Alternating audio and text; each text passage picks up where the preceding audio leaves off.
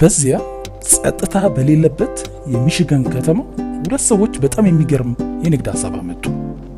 ብዙ ሰዎች ቀልድ መስሏቸው ነበር። እንቁላል አይሸጡም፣ ዶሮ አይሸጡም፣ ማከራየት ብቻ። አዎ ዶሮ ማከራየት። በጓሮ የተጀመረው የትርፍ ጊዜ ስራ ወደ መድብለ ክልል ቢዝነስ አድጎ ዶሮን ብቻ በማከራየት በየክልሉ በአመት $150,000 በላይ ገቢ የሚያገኝ ቢዝነስ። ይህ ሬንት ቺክን የተባለው የዓለማችን አስገራሚ የቢዝነስ ሐሳብ እውነተኛ ታሪክ ነው። ሊሳ እና ፊል ቶምኪንስ ሚሊዮነሮች አልነበሩም። በፍሪፖርት ሚሽጋን በጓራቸው ዶሮ እያረቡ ቀለል ያለ ኑሮ የሚኖሩ ሰዎች ነበሩ። ነገር ግን አንድ የሀገሪቱን አዝማሚያ እያስተዋሉ ነበር። በከተማ ውስጥ ስለ ሰስቴኔቢሊቲ ወይም ዘላቂ የአኗኗር ዘይቤ፣ ስለ ኦርጋኒክ እንቁላሎች እና ዜጎች የሚመገቡት ምግብ ከየት እንደሚመጣ ለማወቅ ያላቸው ጉጉትን እየጨመረ ሲመጣ እየታዘቡ ነበረ። ትኩረት የሚስበው ነገር የከተማ ሰዎች ትኩስ እንቁላል ይፈልጋሉ፣ ነገር ግን ኩስ ሳይነካካቸው፣ ኃላፊነት ሳያስጨንቃቸው፣ የዶሮ ቤት መገንባት ሳያሳስባቸው መሆኑ ነው የሚገርመው። ስለዚህ አንድ ቀን ምሽት ቶምኪኖች ከዶሮዎቻቸው እንቁላል እየሰበሰቡ እንዲህ ሲል ቀለደ። ለምን ግን ዶሮዎቹን አናከራያቸውም አለ። ቅዠት ይመስላል፣ ነገር ግን በአንድ ሳምንት ስም አፈሩ። ሬንት ቺክን ብለው ጠሩት። የቢዝነስ ሞዴሉ ብዙ ሰዎች ካዩት የተለየ ነበር። ደንበኞች 2 እንቁላል ጣይ ዶሮዎች ይከራያሉ። አብረውም ተንቀሳቃሽ የዶሮ ቤትና የ6 ወር መኖ ይወስዳሉ። ዶሮ ተከራየህ የሚል ርዕስ ያለው ዝርዝር መመሪያዎች የያዘ ማኑዋል ይሰጣቸዋል። ይህ ሁሉ በ4 ወር $400።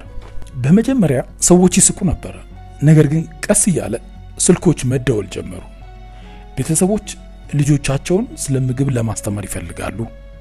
ጡረተኞች የእርሻ ህይወት ይናፍቃቸዋል። የከተማ ሰዎች እንኳን በክረምት ዶሮን ለማሳደግ ይፈልጋሉ። በሁለተኛው ዓመት 50 ተከራዮች ነበራቸው። እናም ዶሮ እያጠራቸው መጣ። ቀጥሎ ትልቁ ፈተናቸው ብቅ አለ፣ ቢዝነሱን ማሳደግ። ፊል እና ሊሳ የሚረዷቸው ባለ ሀብቶች ወይ ኢንቨስተሮች አልነበራቸውም። የተለየ ቴክኖሎጂ፣ ሱቅና ቢሮ አልነበራቸውም። የነበራቸው አንድ ፒክአፕ መኪና፣ አንዳንድ የዶሮ ቤትና እያደገ የሚሄድ ሐሳብ ብቻ ነበር። ቀጥሎ አንድ ደፋር ነገር አደረጉ። ቢዝነሱን ፍራንቻይዝ አደረጉት። ይህ ማለት በኤጀንቶች አማካኝነት በተለያየ ቦታዎች እንደ ወኪል ሆነው የሥራ ሞዴሉን ለሌሎች ሰዎች እንዲሰሩት በማድረግ ብዙ ቅርንጫፎችን ማፍራት።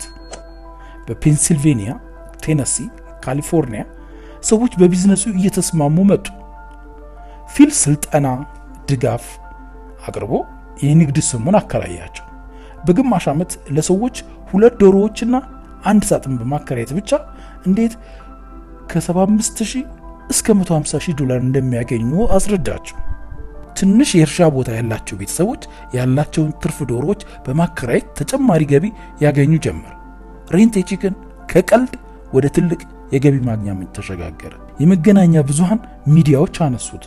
ዋሽንግተን ፖስት፣ ኤንፒአር፣ የየአካባቢው የጠዋት ዝግጅቶች ሁሉ ተመሳሳይ ጥያቄ ጠይቁ ነበር። ሰው ለምን ዶሮ ይከራያል? ግን መልሱ ቀላል ነበር፣ ምክንያቱም ስለሚችሉ። Well, it is time to think outside the box, or in this case, outside the coop. How does the idea of renting a chicken sound? There's a local couple doing just that, renting out chickens all over the area. It's called Rent a Chicken. For the past decade, Rent the Chicken has been helping people connect to their food in a meaningful way. Rent the Chicken. For $600, they delivered this deluxe 4-chicken setup, a 6-month rental. One solution people are turning to: renting chickens. Rent the Chicken is a nationwide company with affiliates all over the US. ሁሉም በበጎነት አይቷል ማለት አይቻልም ነበር። ተቺዎች ስጋታቸውን በብዛት ያነሱ ነበር። ዶሮዎችን ከቤት ወደ ቤት ማዘዋወር ተገቢ ስነ ምግባር ነውን? ተከራዮች እንዴት እንደሚንከባከቡ ያውቁበታልን? ዶሮዎችን ችላ ቢሏቸውስ? የሚሉ ጥያቄዎች ይነሱ ነበር። ቶምኪኖች አስቀድመው ጠብቀውት ነበር። የዶሮ እንክብካቤ አጭር የስልክ ጥሪ መስመር ከፈቱ። መልሶ ለመቀበል ዋስጥና ሰጡ። እያንዳንዱ ተከራይም ስልጠና መውሰዱን በፊርማ እንዲያረጋግጥ አደረጉ። ዶሮዎቹን የወደዱ ተከራዮች በቋሚነት ሊወስዳቸው የሚችሉበት ቺክን አውት የሚል ፕሮግራም ነበራቸው። በጣም የሚገርመው ተከራዮች ዶሮዎቹን አይመልሱም ነበረ። ወደ 40% የሚሆኑ ተከራዮች ዶሮዎቹን ለማቆየት ይወስኑ ነበረ። ቢዝነሱ ስለ እንቁላል ብቻ አልነበረም። ስለ ኮኔክሽን፣ ስለ ተፈጥሮ የማወቅ ጉጉት ነበር። እንግዳ ለሆነ ኤክስፒሪየንስ ሰዎች ደግመውና ደጋግመው ገንዘብ የሚያወጡለት ቢዝነስ ነበረ። ሬንት ቺክን ዛሬም አለ፣ ነገር ግን ከቢዝነስ በላይ ሆኗል። አሁን ዶሮ ብቻ አይደለም፣ በዓለም ዙሪያ ሰዎች የግቢያቸውን ሳር ለማስጋጥ ፍየል እየተከራዩ ነው። ንቦች በመናፈሻዎች አበባን ለማዳቀል፣ ላሞችን አንዴ ብቻ ለማለብ ሰዎች እየተከራዩ ነው። ፊል እና ሌሳ ብዙዎች ያልታያቸውን አይተዋል። ዶሮን አልፈጠሩም፣ ነገር ግን አከራይተው ማለት 6 አሃዝ ገቢ የሚያመጣ ቋሚ ቢዝነስ መስርተዋል። ስለዚህ ከዚህ በኋላ የቢዝነስ ሀሳባችሁ ግራ የሚያጋባ ነው ቢሏችሁ፣ የማይረባ ነው ቢሏችሁ፣ ተስፋ የለውም ቢሏችሁ ይህንን ታሪክ አስታውሱ። የሆነ ሰው የሆነ ቦታ ዶሮን በማከራየት ኑሮውን የሚመራ እንዳለ አስታውስ።